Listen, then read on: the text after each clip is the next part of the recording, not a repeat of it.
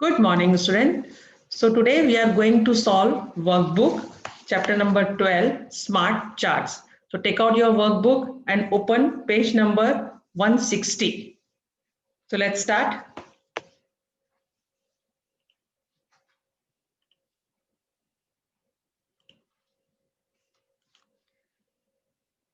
Suman has made a chart of her favorite animals, which she has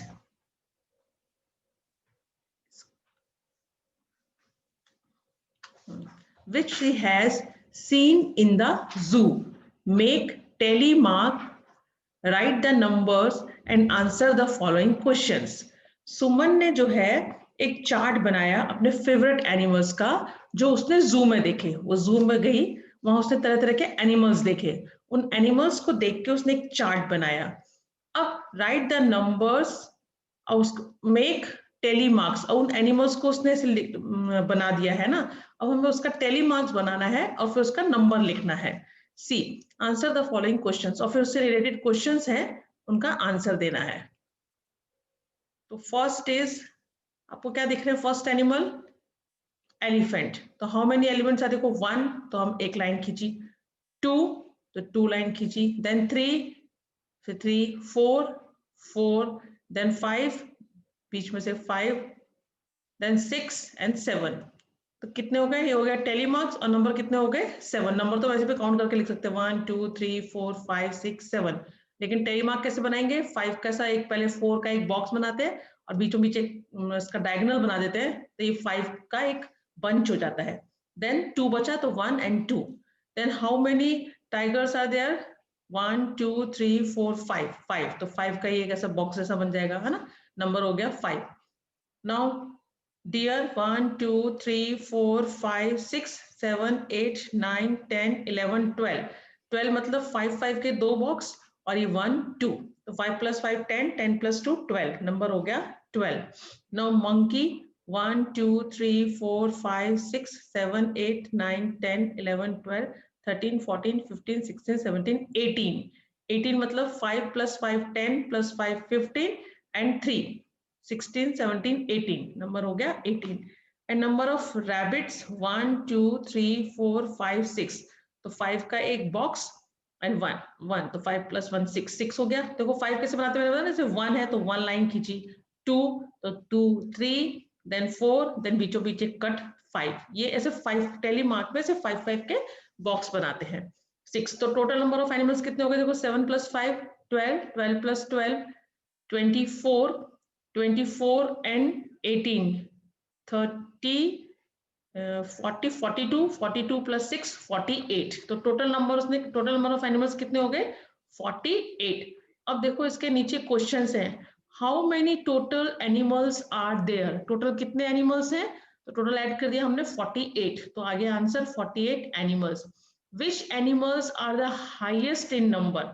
सबसे ज्यादा कौन है number of animals? And which animals are the lowest in animals? कौन सबसे ज्यादा है और कौन सबसे कम है? तो देखो सबसे नंबर ऑफ एनिमल ज्यादा कौन आया था? मंकी, तो यहाँ पे हो जाएगा आंसर मंकी। और सबसे कम कितना है? 5 नंबर सबसे छोटा है, तो टाइगर सबसे कम एनिमल्स है।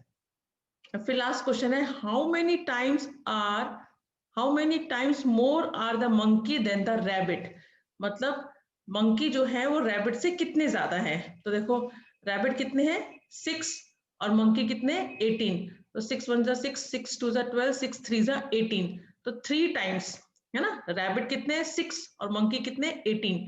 तो अगर 18 को मैंने 6 से डिवाइड किया आया तो क्या है? 3। इसका मतलब मंकी जो है वो रैबिट से 3 टाइम्स है, तो इसका आंसर हो गया 3 टाइम्स। तो कितना इजी हो गया ना, टेलीमार्क की हेल्प से जो भी कुछ पूछा जा सके हम उसका आंसर दे सकते हैं। Now Nima counted the vehicles pass on the road during 1 hour and made the following chart. Write the number of vehicles in the chart and answer the following questions. अब जैसे हमने टेक्स्ट बुक में पढ़ा था, Sumita road पे खड़ी होकर जो भी व्हीकल जाते जा रहे थे वो टेलीमार्क बनाती गई, है ना। बाद में उसने फिर उनके नंबर फाइंड किए। इसी तरह नीमा ने भी रोड पर खड़े होकर जो व्हीकल पास हो रहे थे उनका एक टेलीमार्क, जैसे साइकिल गई तो एक बना दिया, स्कूटर गया तो एक बना दिया, इस तरीके से वो टेलीमार्क बनाती चली गई। अब हमें उसके नंबर्स लिखने हैं, फिर नीचे कुछ क्वेश्चंस दिए हुए हैं, उनके आंसर्स देने हैं। सो साइकिल्स, तो how many cycles are there? देखो 5 + 5 10, 10 + 5 15, 15 + 5 20 + 3 23। तो साइकिल्स कितनी देखी, कितनी साइकिल्स पास हुई रोड से? 23। Now scooter, 5 + 5 10, 10 + 5 15, 15 + 5 20, 25 30। कितने स्कूटर्स पास हुए? 30। Now auto rickshaw, 5 + 5 10, 10 + 5 15 + 1 16। 16 auto rickshaw road से पास हुए। देन बस, 5 + 5 10, 10 बस। ट्रक 1 2 3 4, देखो इसमें गलती नहीं करना है, बीचों बीच लाइन नहीं है, इट मींस ये कितना है? 4 है ना। तो ट्रक कितने पास हुए? 4। कार 5 + 5 10, 10 + 2 12, 12 कार्स पास हुई। अब हम पहले इनका टोटल निकालेंगे, मतलब टोटल उसने कितने व्हीकल पास होते हुए देखे रोड से? 4 + 2 6, 6 + 6 12, 12 + 3 15 का 5 1 कैरी, 2 + 1 3, 3 + 3 6 7 8 9 95। इट मींस कितने व्हीकल पास हुए रोड से? 95। So first question is how many vehicles did Neema see? Neema ने कितने व्हीकल्स देखे? 95 vehicles. Second, which vehicles did she see the most? सबसे ज्यादा उसने कौन से व्हीकल्स देखे जिसका नंबर सबसे बड़ा होगा? 30। वो क्या है? स्कूटर। तो which vehicle did she see the most? Scooter. Then next question, which vehicles did she see the least? सबसे कम उसको व्हीकल्स कौन सा देखने को मिले रोड पे? Truck, only 4। तो answer is truck. Which vehicles are more than 15 in number? कौन से व्हीकल जो है वो 15 नंबर से ज्यादा है? देखो साइकिल है, और स्कूटर है, ऑटो रिक्शा है, बस ये 3 है, बाकी तो 15 से कम है ना, 10 4 12। तो 3 vehicle, cycle, scooter and auto rickshaw, ये जो है वो 15 नंबर से ज्यादा है। फिर how many times more is the number of scooter than the number of, क्या क्वेश्चन है? Than the number of buses, मतलब स्कूटर जो है वो बसेस से कितने टाइम ज्यादा है? तो स्कूटर कितना था? स्कूटर कितने हैं? 30। और बस कितने हैं? बस है 10। तो कितने? 10 3 जा 30। तो स्कूटर कितने ज्यादा है बस से? 3 टाइम्स। कितने ज्यादा है? 3 टाइम्स। तो आंसर आ जाएगा देखो 3 times. what part of number of auto rickshaw is the number of trucks? Truck तो है 4, और ऑटो रिक्शा कितने हैं? ऑटो रिक्शा है 16, और ट्रक कितने हैं? 4। तो 4 4 जा 16। तो ऑटो रिक्शा कितने हो गए? 4 टाइम हो गए ट्रक के। कितने टाइम हो गए? 4 टाइम हो गए। देखो लिखा है ना 4 टाइम। कि what part of number of auto rickshaw is the number of truck? Fourth part. The difference between the number of which two vehicle is 2? कौन से दो व्हीकल के बीच में डिफरेंस 2 है? तो किसके बीच में? देखो बस एंड कार। बस कितना है? 10, और कार कितनी है? 12। तो 12 - 10 is 2। वही पूछा कौन से दो व्हीकल के बीच का डिफरेंस 2 है, तो वो है bus and car. The difference between the number of which two vehicle is 7? अब कौन से दो व्हीकल के बीच का डिफरेंस 7 है? तो देखो 23, ये 30, देखो इसमें ही है। 30 - 23 करो तो क्या आएगा? 7। साइकिल और स्कूटर आंसर। तो कितना इजी होगा, कुछ भी रिलेटेड क्वेश्चन पूछा तो हमें तुरंत आंसर मिल गया टेलीमार्क देख के। इसलिए हमारा टेलीमार्क जो है बहुत इजी होता है ना, मजा आता है सम्स करने में। नाउ नेक्स्ट क्वेश्चन देखेंगे। The teacher asked students whether they help their parents at home, which work do they like the most? The teacher made a chart from that information. Answer the questions from the chart. ये हमने text book में भी पढ़ा था ना कि teacher ने, EVS की टीचर ने बच्चों से पूछा था आप क्या हेल्प करते हो अपने घर में? तो ऐसे यहाँ पे भी क्वेश्चन है same. Student like to do work, number of students. Going to the market 20 बच्चों ने कहा। मेकिंग एंड सर्विंग फूड 10 बच्चों ने कहा। वॉशिंग यूटेंसिल्स 5 बच्चों ने कहा। वॉशिंग क्लोथ्स 2 बच्चों ने कहा। क्लीनिंग द हाउस 3 बच्चों ने कहा। ठीक है, ये हमारे पास इंफॉर्मेशन है। इस इंफॉर्मेशन को देखकर हमें क्या करना है? चार्ट बनाना है एक, जिसे हम क्या बोलते हैं? Chapati chart. Which work do the students like the most? कौन से काम को बच्चे सबसे ज्यादा पसंद करते हैं? Going to the market, market जाने में उनको लगता है ना कि हमें कोई चीज मिलेगी अगर मम्मी पापा के साथ मार्केट जाएंगे तो this is going to the market. Second question, which work do the students like the least, सबसे कौन सा काम ऐसा है जो सबसे कम बच्चों को पसंद है? कपड़े धोना, washing clothes. Show the following details in the pie chart. देखो मैंने बोला ना, इसको क्या बोलते हैं? पाई चार्ट भी बोलते हैं, चपाती चार्ट को। क्यों बोलते हैं पाई चार्ट? क्योंकि ब्रेड या रोटी को पाई भी बोलते हैं। C, indicate the number of students who like going to the market. वही सबसे ज्यादा है 20, तो जो बड़ा पार्ट है सी दिस इज, क्या हो जाएगा? फर्स्ट नंबर, इंडिकेट की वाला। अब इतना बड़ा तो यहाँ पे लिख नहीं सकते, गोइंग टू द मार्केट, तो मैं नंबर डाल दिया है कि दिस इज 1 नहीं डालना चाहिए था, ए डालना चाहिए था मुझे, है ना। Now second, indicate the students who like to make food. Who like to make food कितने थे? 10, तो कौन सा हो जाएगा? This one is 10। Indicate the students who like to wash utensils. Utensils कितने बच्चों को पसंद था? 5, तो ये हो गया this one. Indicates draw the portion which indicates the students who like to clean the house. वो कितने बच्चों ने बोला? 3 बच्चों ने, ये वाले बच्चों ने। इस तरीके से हमने जो भी इंफॉर्मेशन थी वो इसके अंदर शेयर कर दी, ठीक है। Now second question, fourth question, here the details of games liked by students in a classrooms are shown in the following pie chart. Answer the question as per the pie chart. यहाँ पे एक detail दी हुई है बच्चों के कि किनको कौन सा गेम पसंद है। तो देखो cricket, football, hockey, kabaddi, tennis, ये सब बच्चों से इंफॉर्मेशन कलेक्ट करके ये पाई चार्ट यहाँ पे बनाया हुआ है। अब उससे रिलेटेड कुछ क्वेश्चंस हैं जिन्हें इनका कि हमें आंसर देना है। First question, which game do the students like the most. कौन सा पोर्शन सबसे बड़ा दिख रहा है? क्रिकेट का, तो इसका मतलब ये बच्चों को सबसे ज्यादा पसंद है। Which game do the students like the least, और कौन सा गेम सबसे बच्चों को कम पसंद है? देखो कबड्डी, उसका पोर्शन सबसे कम दिख रहा है ना, इसलिए कबड्डी हो गया answer. Arrange the students selection of games in descending order. Descending order मतलब बड़े से छोटा, तो सबसे ज्यादा क्या पसंद है बच्चों को? क्रिकेट, उसके बाद hockey, then football, then tennis, then kabaddi. Do half of the students of the classroom like cricket and tennis? yes or no? तो देखो यहां से यहां तक आधा होता है, ये पूरा सर्कल का हाफ कितना होता है? ये क्रिकेट और टेनिस मिला के। तो वही बोल रहे हैं कि क्या टेनिस और क्रिकेट को मिला के आधे बच्चे लोग पसंद करते हैं दोनों एक्टिविटी को? तो यस, यहाँ हाफ हो गया ना सर्कल, ये इतना क्रिकेट इधर टेनिस, तो यस आंसर इज यस, कि हाँ दोनों, अगर दोनों को मिला दिया जाए तो आधा बच्चों को क्रिकेट और टेनिस ही पसंद है। Do half of the students of the classroom like football and kabaddi? Football, hockey and kabaddi. अच्छा, do half of the students of the classroom like football, hockey and kabaddi? हाँ, यहाँ पे ये 2 मिलके ही हाफ बना रहे थे सर्कल का, यहाँ पे ये 3 मिलकर सर्कल का हाफ बना रहे। देखो फुटबॉल, हॉकी, कबड्डी, तो आंसर इज यस। कितना सिंपल है ना, सिर्फ आपको देखना है और आंसर देना है। अब देखो नेक्स्ट एक और क्वेश्चन है, which 2 games are like by same number of students? कौन से 2 गेम ऐसे हैं जो एकदम सेम बच्चों को पसंद है? Football and tennis. Answer is, देखो दो, इसका भी पोर्शन इतना है, इसका पोर्शन भी इतना है, तो फुटबॉल और टेनिस ये 2 गेम ऐसे हैं जो बच्चों को, मतलब इतने सारे बच्चों को ये दोनों पसंद है। नेक्स्ट क्वेश्चन देखेंगे, detail of favourite fruits of 100 students are given here, make a pie chart on its basis and answer the following questions.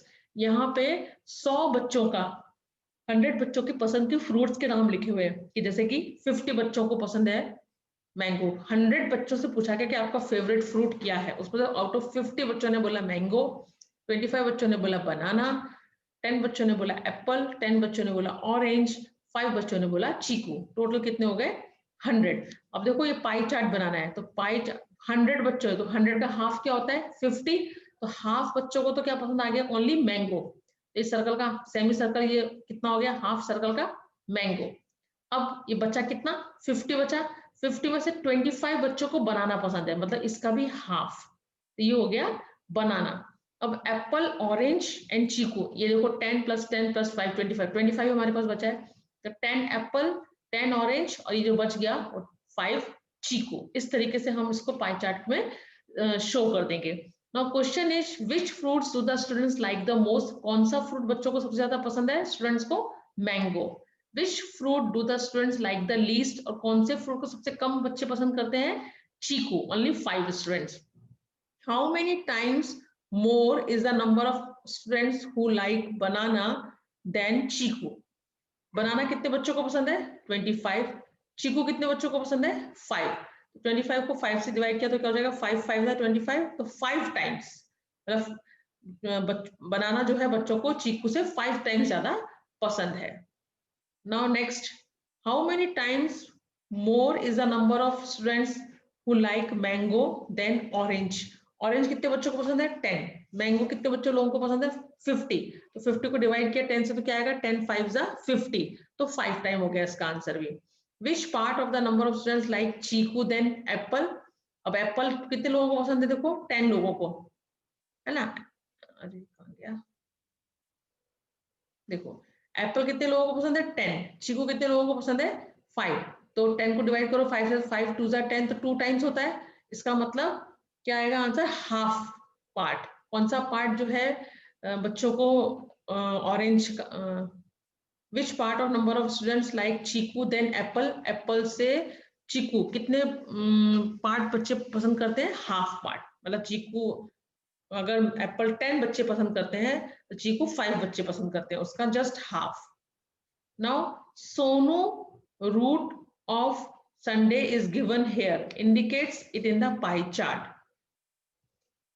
सोनू's routine of Sunday: 8 hours sleeping, 4 hours studying, 3 hours playing with friends, 3 hours daily activities, जैसे eating, bathing, है ना, getting ready, वो सब, and 6 hours spending time with mother father। ये इसका routine दिया हुआ है सोनू का एक दिन का, उसको हमें पाई चार्ट के अंदर रिप्रेजेंट करना है। अब देखो स्लीपिंग यहाँ पे दिया हुआ है कितना, 8 आवर्स, कितना दिया हुआ है 8 आवर्स। अब एक दिन में, एक दिन का जो रूटीन है ये ना, 1 आवर इज इक्वल टू कितना वो होता है, 1 डे इज इक्वल टू कितने आवर्स होते हैं 24 hours. 1 day is equal to 24 hours, है ना। अब उसमें ये बोल रहे हैं 8 आवर्स स्लीपिंग, तो 8 आवर्स स्लीपिंग, तो 24 में से 8 आवर्स चले गए स्लीपिंग में, तो कितने आवर्स चले गए, तो 8/24 हो गया। अब देखो ये कटता है, 8 1 जा 8, 8 3 जा 24 इज इक्वल टू 1/3। तो ये वाला पार्ट स्लीपिंग जो 8 आवर्स था वो कितना हो गया 1/3। देन उसके बाद है 4 आवर्स स्टडिंग, तो ये हो गया 4 आवर्स स्टडिंग, तो 4/24 करना पड़ेगा, क्योंकि 1 डे में कितने आवर 24 आवर, तो 4 1 जा 4, 4 6 जा 24, तो ये हो गया 1/6, this is studying. Then 3 hours playing with friends, तो 3 आवर्स प्लेइंग विद फ्रेंड्स, 3 1 जा 3, 3 8 जा 24 इज इक्वल टू 1/8, तो 1/8 किधर गया, सी सबसे कम है ना वो 3 आवर्स, और 3 आवर्स क्या है डेली एक्टिविटीज, वो भी इसके जैसे ही है बिल्कुल, देखो ये दोनों इक्वल इक्वल, तो उसको भी सॉल्व करूंगा तो क्या आएगा 1/8 आएगा। अब बचता है 6 hours spending with mother and father, मतलब 24 में से 6 आवर्स वो अपने मम्मी पापा के साथ बिताता है, तो कितना हो जाएगा 6 1 जा 6, 6 4 जा 24, 1/4, this is spending time with mother and father. इस तरीके से हमने इसको पाई चार्ट में शो कर दिया, जो हमें डेटा जो है इंफॉर्मेशन जो हमें दी थी, तो आपको ये नीटली अपनी वर्क पे फिल करना है। ये जो बनाओगे आप पाई चार्ट, तो ध्यान से शार्पन पेंसिल की मदद से, मोटा मोटा ऐसा नहीं लिखोगे लाइन से बाहर आ जाए, बस शार्पन पेंसिल लोगे और शार्पन पेंसिल के थ्रू आप इस चार्ट को बनाओगे। Okay, now next, detail of favorite color of 32 students is given here, make a pie chart। अब यहाँ पे जो है ऐसा बोला है 32 बच्चों से कलर पूछा है, किसको कौन सा कलर पसंद है, देखो 8 बच्चों ने बोला रेड कलर, 4 बच्चों ने बोला ब्लू कलर, कितने बच्चे हैं 16 बच्चों ने बोला ग्रीन कलर, 2 बच्चों ने बोला येलो कलर, 1 बच्चे ने बोला ब्लैक और 1 बच्चे ने बोला व्हाइट। देखो टोटल हो गए 32, 10 + 4 14, 14 + 8 22, 22 + 2 24, 25, 26, 26 ही हो रहे हैं। अच्छा कलर है 8 4 12 12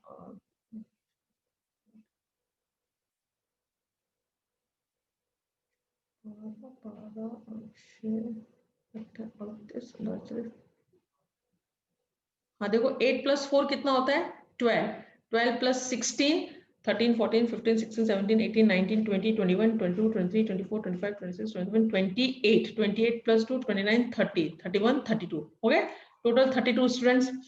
अब देखो 16 32 बच्चे हैं, 32 बच्चे 16 तो 16 हाफ होता है, हाफ बच्चों ने क्या बोला ग्रीन कलर बोला, ठीक है।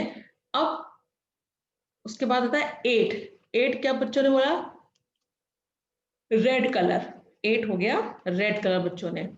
फिर आता है 4 ब्लू कलर, तो 4 हो गया ब्लू कलर बच्चों ने बोला, blue blue colour. Then 2 yellow colour बच्चों ने बोला, 1 ब्लैक कलर बच्चों ने बोला और 1 वाइट बच्चों ने बोला। तो इस तरीके से हमने ये पाई चार्ट बना दिया, ठीक है, समझ में आया। चलो आगे का क्वेश्चन देखेंगे।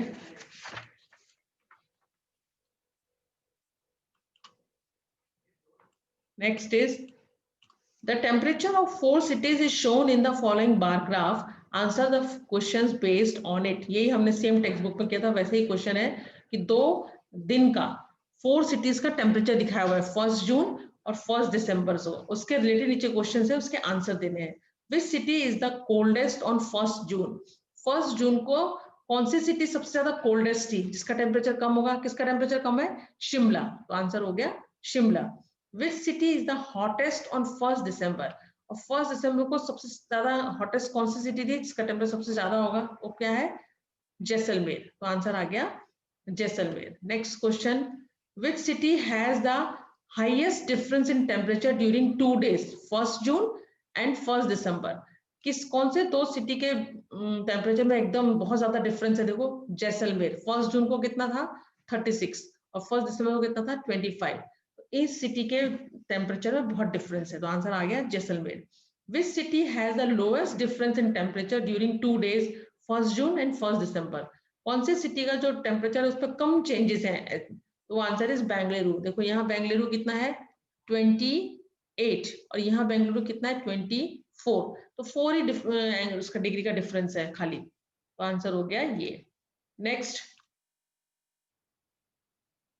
which city has a difference of 10 degrees centigrade in temperature during 2 days 1 June and 1 दिसंबर? कितना 10 का डिफरेंस? तो देखो ये कितना है दिल्ली का 33, ये हो गया 23, दोनों के डिफरेंस में टेम्परेचर डिफरेंस कितना है 10 डिग्री सेंटीग्रेड का।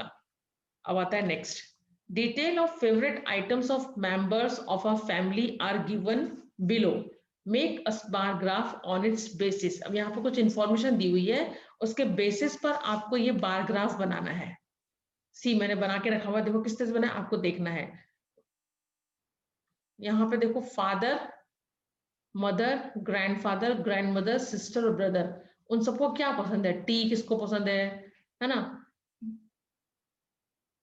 कॉफी किसको पसंद है, और ठीक है चॉकलेट्स किसको पसंद है, फ्रूट किसको पसंद है, वो सब दिए हुए हैं। उसके बेसिस पर आपको बार ग्राफ बनाने हैं। तो नाम क्या क्या है देखो, फादर, कैसे बनाया है मैंने बार ग्राफ देखो इंफॉर्मेशन के साथ, father, mother, grandfather, grandmother, brother, sorry sister और ब्रदर, सबके नाम लिख दिए। और यहाँ पे लिख दिया टी कॉफी, क्या है यहाँ पे वाई एक्सिस पे tea coffee chocolate and fruits, tea coffee chocolates and fruits. अब फादर को क्या पसंद है? टी, तो ये टी तक लिख देंगे। देन और क्या पसंद है? फ्रूट्स, तो फ्रूट्स कहाँ तक है? यहाँ तक, जहाँ पे फ्रूट्स का नाम लिखा हुआ है वहां तक बार बना देंगे। मदर को क्या पसंद है? चाय, चाय तो आएगा ही मदर का।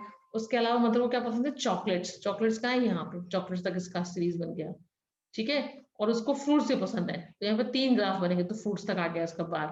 देन ग्रैंडफादर को टी पसंद है, तो टी आया। टी के बाद चॉकलेट्स पसंद है, चॉकलेट्स हो गया, और फिर उसके बाद उनको फ्रूट्स भी पसंद है, तो फ्रूट्स भी बन गया। इस तरीके से डेटा लेके यहाँ से ये बार ग्राफ बना दिया। इसको बोलते हैं बार ग्राफ। क्यों बोलते हैं बार ग्राफ? क्योंकि ये बार जैसा बना होता है ना। अब नेक्स्ट जाएंगे,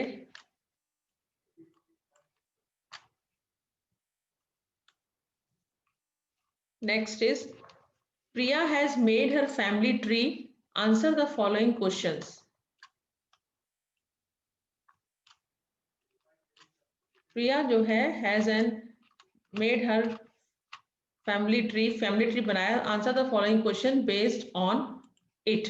देखो त्रिवेदी फैमिली, उनका सरनेम है त्रिवेदी फैमिली। अब उसके बाद ग्रैंडफादर, ग्रैंडमदर, फिर ग्रैंडमदर के मम्मी पापा और अंकल आंटी, मतलब पापा के ब्रदर और उनकी वाइफ और मम्मी पापा ग्रैंडमदर के। देन उसके फादर के 2 बच्चे प्रिया और मनन, और उनके अंकल आंटी के 2 बच्चे निशा और संजय। तो who was the age of Priya's father when she was born? Priya, where is Priya? This Priya. Priya के फादर किधर है? ये 38 इयर्स। तो उसके फादर के 10 साल और अभी प्रिया कितने साल की? 10 इयर्स। तो जब प्रिया 10 साल पहले जन्म हुआ होगा प्रिया का, तो उसके फादर की एज कितनी रही होगी? 38 में से 10 माइनस कर देंगे, 28 years. Now second, how old is Priya's cousin sister than her? Priya की कजिन सिस्टर निशा और संजय, 2 कजिन है उनके, तो वो प्रिया की एज कितनी है? 10 इयर्स, और निशा की एज कितनी है? 12 इयर्स। तो कितने साल का डिफरेंस हो गया? 2 इयर्स का डिफरेंस हो गया। ठीक है, नेक्स्ट देखेंगे।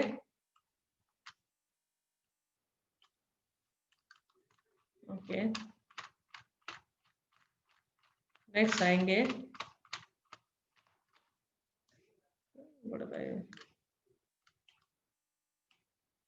Okay, now what was the age of Manan's grandfather when he was born?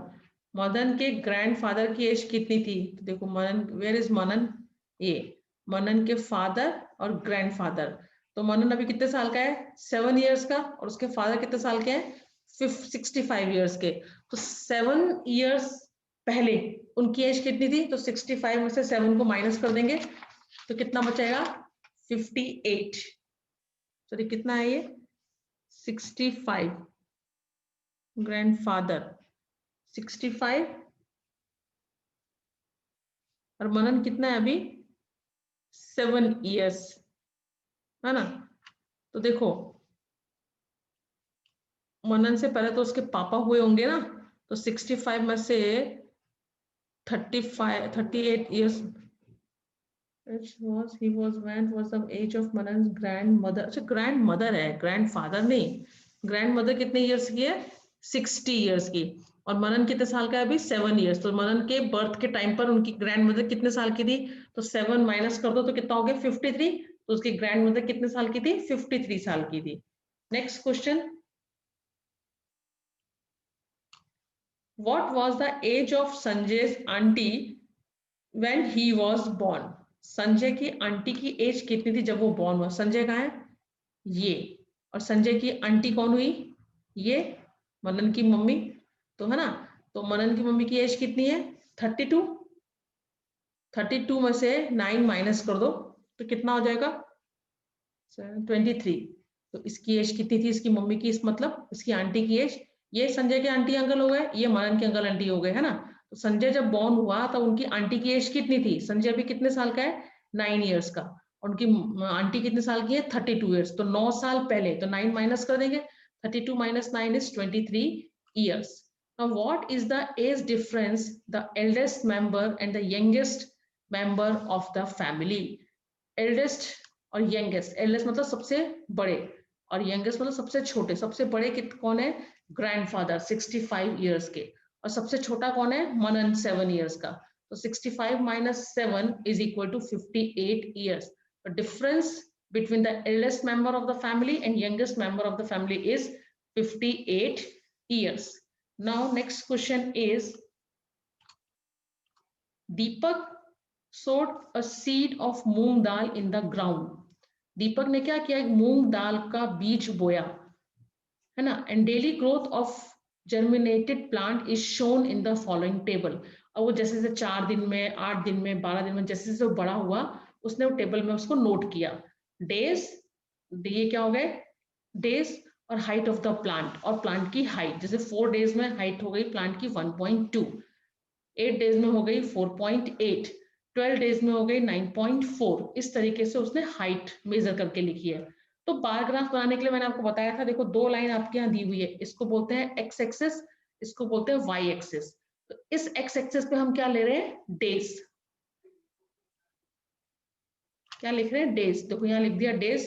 तो 4, 8, 12, 16, 20, 4 के डिफरेंस पर, 4 डेज के डिफरेंस पर उसने मेजर किया प्लांट की हाइट. और यहाँ ले लिया हाइट. तो हम यहाँ लिखे, जो हम जिस एक्सिस पर लेते हैं उसे हमें मेंशन करना पड़ता है कि हमने यहाँ पे क्या लिया है, हाइट. यहाँ पे क्या लिया है, डेज. और 4 डेज में उसकी हाइट कितनी थी, 1.2. अब देखो ये 0 से 1 तक का पार्ट जो है वो 10 पार्ट में डिवाइडेड होता है, मतलब 1 centimetre is divided in 10 parts और each part is called millimetre. ऐसे ही यहाँ पर है 0 से 1, 1 से 2, 3, 4, 5. तो हर एक के बीच में जो है वो 10 पार्ट्स डिवाइडेड है. तो फर्स्ट इज 1.2, तो 1 से 2 पार्ट ऊपर तक निशान लगा के 1.2 हो गया 4 डेज में. 8 डेज में 4.8, तो 4 कहाँ है, यहाँ 4 है. 8 मतलब 5 से 2 नीचे, ये हो गया 4.8. देन 12 डेज में 9.4, तो 9 यहाँ पर और 4 निशान ऊपर. देखना आप स्केल रख के देखना, 9 और 10 के बीच में 10 मार्क्स होते हैं. आपने देखा ना स्केल, देखो मैं आपको दिखाती हूँ स्केल.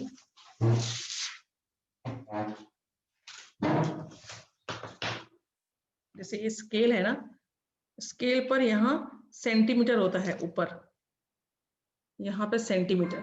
तो आप देखोगे 2 सेंटीमीटर के बीच में बारीक बारीक बारीक बारीक निशान है ना. तो ये जो पार्ट में डिवाइडेड है स्केल, उसको हम बोलते हैं मिलीमीटर. तो आप देखना 2 नंबर के बीच में 10 पार्ट्स होते हैं, है ना. अब यहाँ देखो ये है 9.4, तो 9 यहाँ आ गया और 1, 2, 3, 4 पार्ट लेके बन गया 12 डेज में 9.4. फिर 16 डेज में 10.6, तो 10 है और बीचों बीच 5 होगा और उसके ऊपर एक 6, बन गया 10.6. 20 डेज में हुआ 11.1, तो 11 यहाँ पर उससे एक ऊपर हो गया 11.1. इस तरीके से हमने इसका बार ग्राफ, इसे हम क्या बोलते हैं, बार ग्राफ बना दिया.